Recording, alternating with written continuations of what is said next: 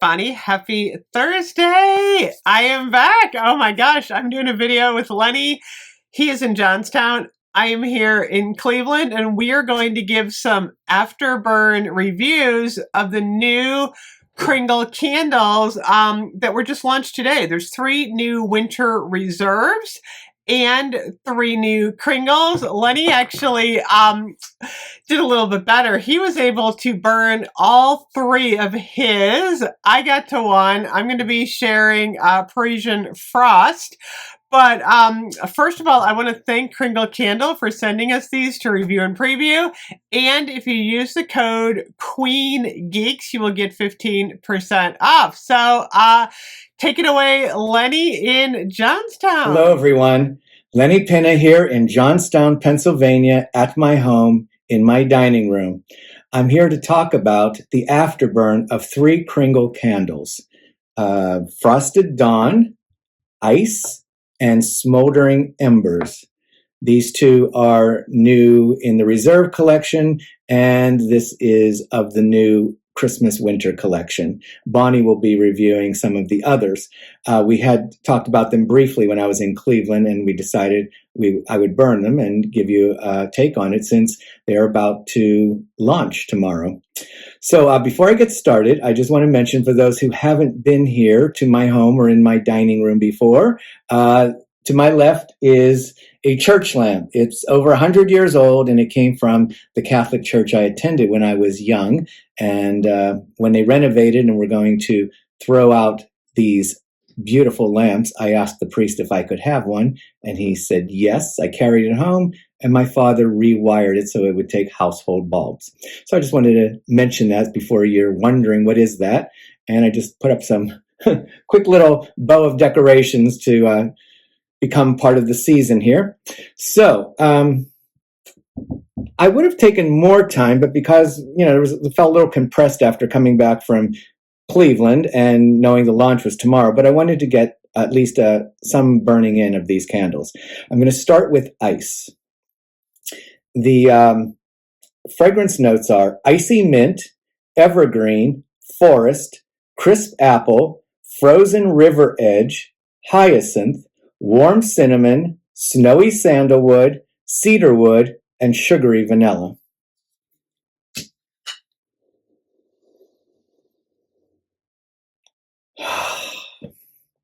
This is a really uniquely wonderful candle. Bonnie and I talked about it, how it had this sort of fresh outdoors, as if you're near the river's edge where you're getting foliage and some flowers and some wood. And it's all, I'm going to use the word, harmoniously together. You get the distinct notes, but you get it all together as if it's one big environment. So when I got home, when I got home from Cleveland 2 days ago, I immediately lit this so I could get it started. And I have to say, it started to throw off its scent fairly quickly and pretty strongly. It definitely is a good, strong scent. Within a short period of time, within the hour for sure, I was detecting it pretty much upstairs all over the house. It was a really, really nice scent. I let it burn for a while, and I have to say, it has cinnamon and sugary vanilla in it, but it's not really detectable. It doesn't have a sweetness. It has this very alive, fragrant freshness, and the floral is like a winter floral, supported by the woods. And it's unique in a way that I wasn't quite sure how to pinpoint it, but it happened to be that evening I was watching a new TV series called Victoria, about Queen Victoria, and it was interesting. After one of the episodes, I took a break and I was smelling the scent in the air, and I thought this scent would be appropriate for the sort of grand environments I was seeing in the Victoria series, the ballroom with flowers and woods and foods brought in. It really has a sophistication and almost a regality, a simple regality, which very indicative of Victoria. Very simple, elegant regality.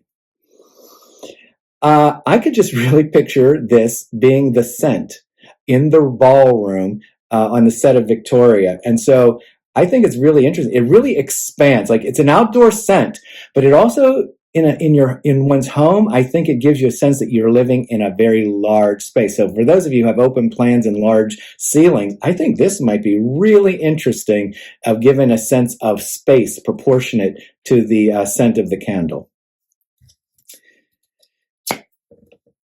Now, the second candle I burned was Frosted Dawn.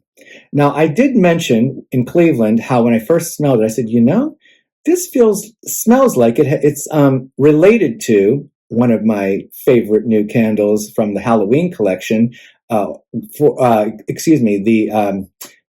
fall collection of Kringle is Forest Noir. And sure enough, when I brought it home and lit it, I would say it's a continuation from Forest Noir.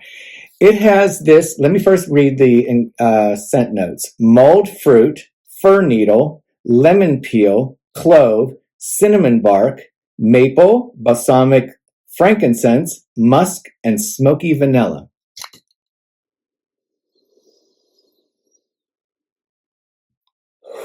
Wow. The complexity, the depth, the nuances of those fragrance notes coming together.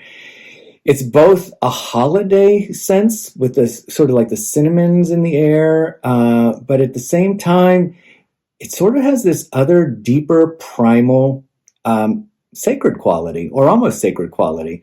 And that's what I'm relating to the Forest Noir, where at the evening Forest Noir, which I had said, amounted to sort of like a intoxicating tantra kind of seduction scent. This is if it's the morning after. This is a very lingering, languishing kind of scent. Full, deep. It's also one I could picture that if you had a meditation room, I could see going in and lighting this, and especially if your practice is about the sensuality of your soulful connection to the divine. This isn't a mental or an intellectual spirituality. This is a depthful, soulful, passionate, sensuous spirituality. And I really like this candle. And I think I actually did light the Forest Noir at night and this in the morning. And I thought, there is a continuity between these two candles that I really enjoy. So I just wanted to mention that. I liked it very much. Now, the last candle, Smoldering Embers. It has smoky birch, lemon, orange, anise, green vanilla, lavender, leather, sandalwood, and cedar. When you first take a cold smell of this, it is like a powerful smokiness. When I was in Cleveland, Bonnie and I talked about how it was like we're right next to the fire, the smoldering embers. Like it's been burning, and the thickness of that smoke is just like right there. You're inhaling it.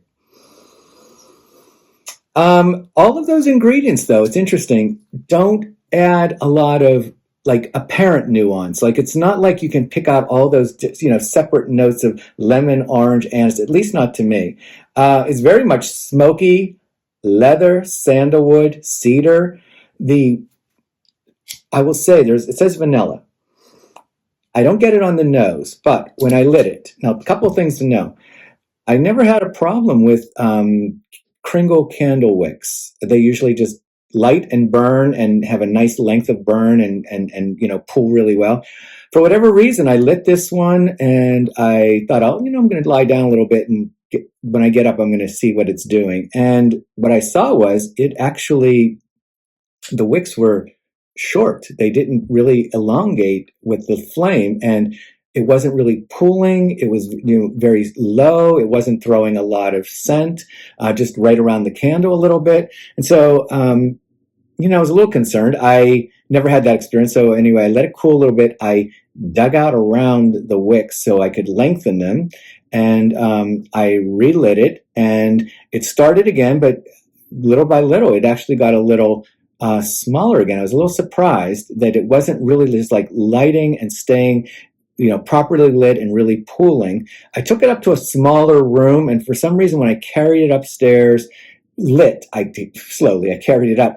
The oxygen or whatever was happening in it, it sort of took off a little bit more. And in the room, it really took off with its scent, a smaller room, a more enclosed room. But it's kind of surprising because it's a really big scent on the nose, but it didn't perform as well in a larger space, like my downstairs open sort of space. It didn't project a strong scent. In a smaller room, I did get that a smaller room, I did get the stronger smoky scent. And finally, within that lighting, I was getting this like sweetness within the smoky leather and sandalwood. I think part of it was the sandalwood, part of it was the vanilla. But I want to say, in a sense, it's not as complex as the other two. The other two have a lot of nuances. They're environmental. You sense different things happening in the scent. This one is pretty strongly a smoky leather cedar scent with a little sweetness of sandalwood and vanilla. And that's really it. It's kind of very simple. It looks just like that, just like simple smoldering embers.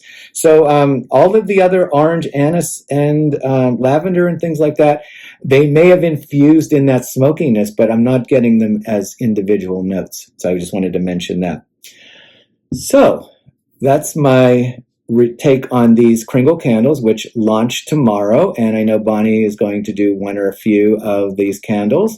And so I'll look forward to Candle Day tomorrow. I'm hoping to go to the Johnstown store after my pre-testing at the hospital. And I'll look forward to sharing that with you as well. So thank you for joining me once again at my home. And I'll see you next time. Lenny, oh my gosh, that was so amazing. I am really glad that he was able to review those candles. It's funny, we had a little bit of a hard time dividing these up because we really both liked all of them.